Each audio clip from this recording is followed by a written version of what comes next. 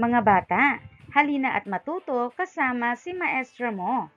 Huwag kalimutang pindutin ang like, subscribe, at ang notification bell para sa mga susunod na educational videos. Happy learning! Filipino 2 Quarter 1 Week 4 Day 4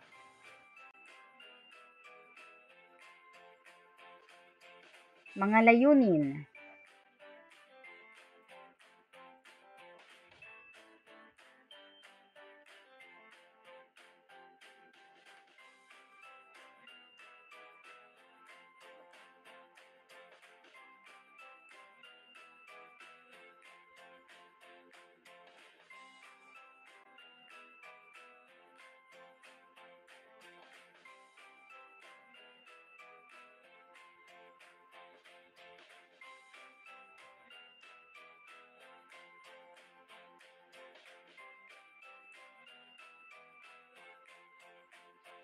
Ang paksa ng ating aralin ngayon ay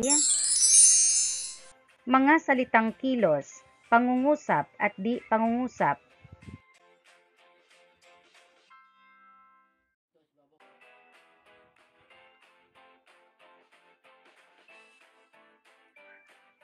Tatawag ako ng mag-aaral na bubunot ng salita mula sa mahiwagang kahon. Mula sa mabubunot na salita ay gumawa kayo ng isang simpleng pangungusap o parirala.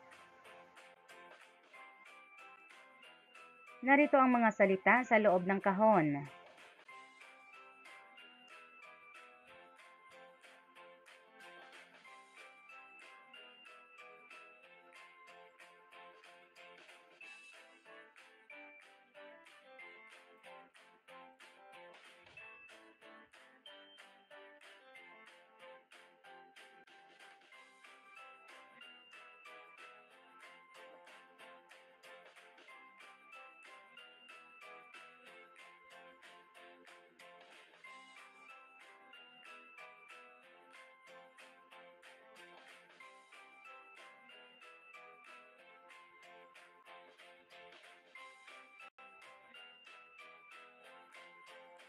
Pangungusap.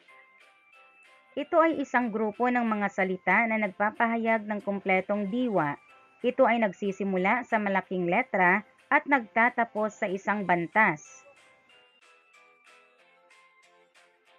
Ang pangungusap ay binubuo ng simuno at panaguri. Simuno, ito ay paksa na pinag-uusapan o pinagtutuunan ng pansin sa loob ng pangungusap.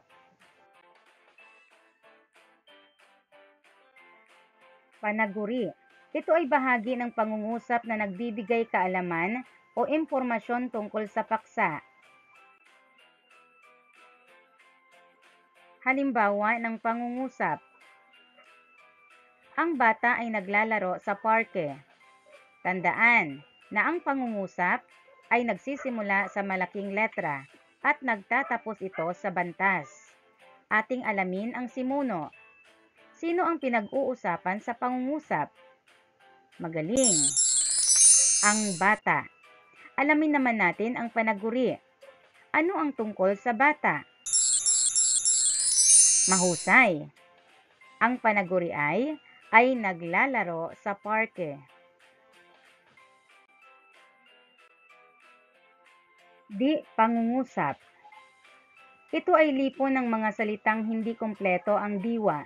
Ito ay bahagi lamang ng pangungusap. Tinatawag itong parirala. Halimbawa, ay naglalaro sa parke.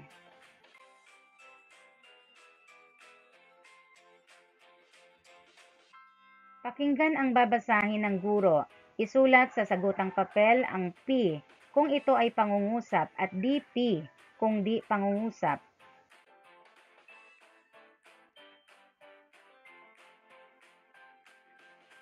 Number 1. Ang kabayo ay tumakbo. Number 2. Kumain ang kalabaw. 3. Sinahog ang labanos sa sinigang. 4. Dinala ni Lita. 5. Tinasahan ang lapis.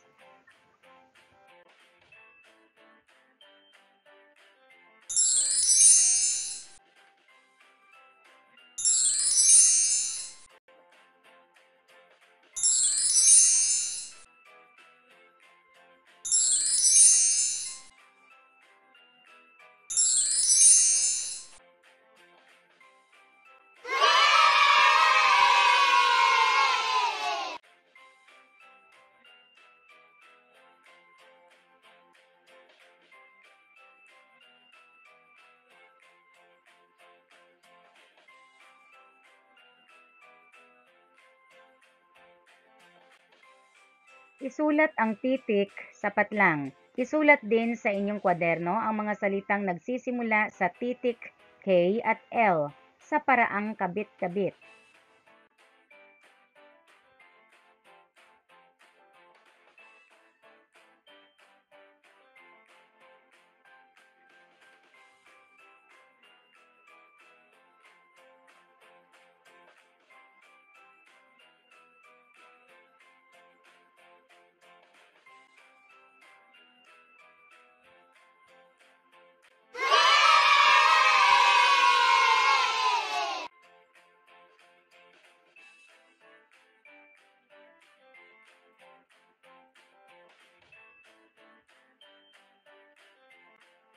Alamin natin ang salitang kilos.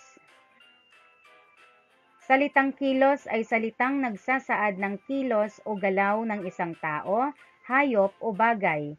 Ito ay nagbibigay buhay sa pangungusap. Tinatawag itong pandiwa. Halimbawa ng mga salitang kilos: umiinom, nagbabasa, lumalangoy, naglalaba. Basahin ang mga pangungusap.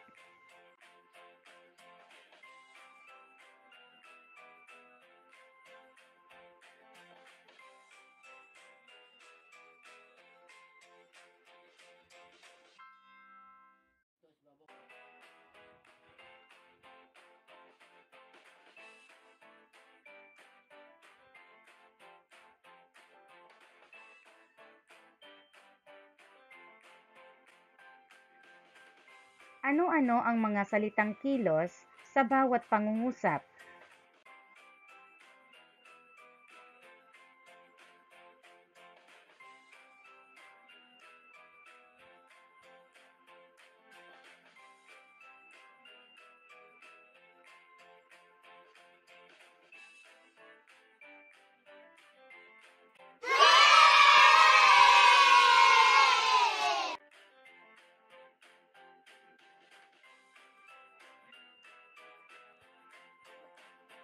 Ibigay ang kahulugan ng mga salitang kilos sa bawat bilang. Hanapin sa loob ng kahon.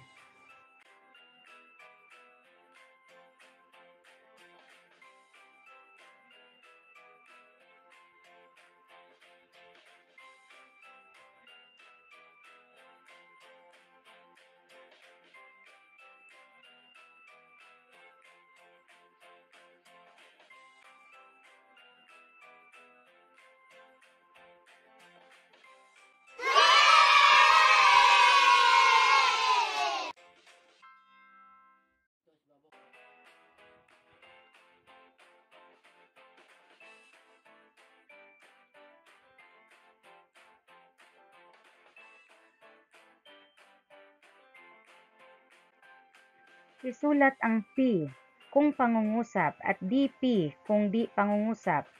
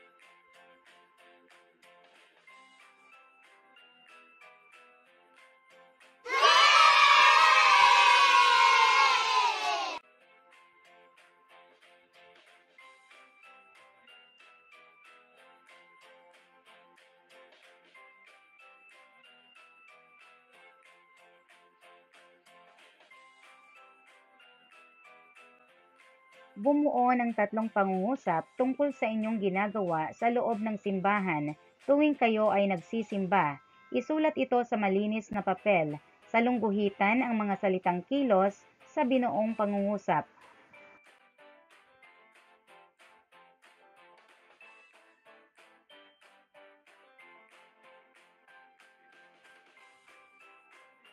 Tukuyin kung ang mga salita o lipon ng mga salita ay pangungusap o di pangungusap. Ilagay ang sagot sa sagutang papel.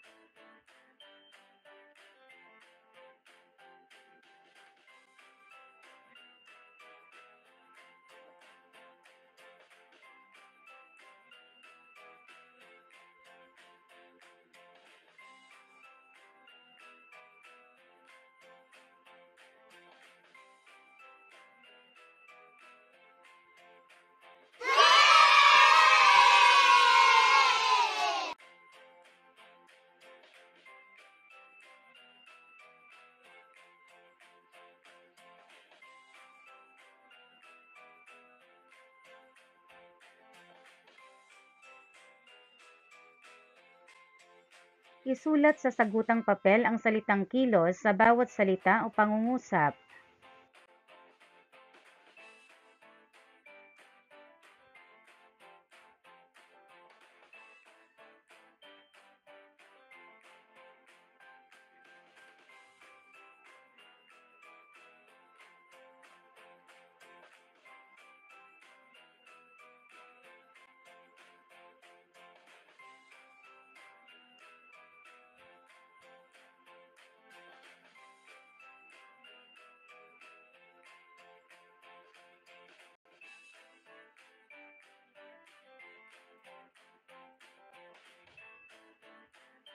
Isulat ang letra sa paraang kabit-kabit. Letrang K at L.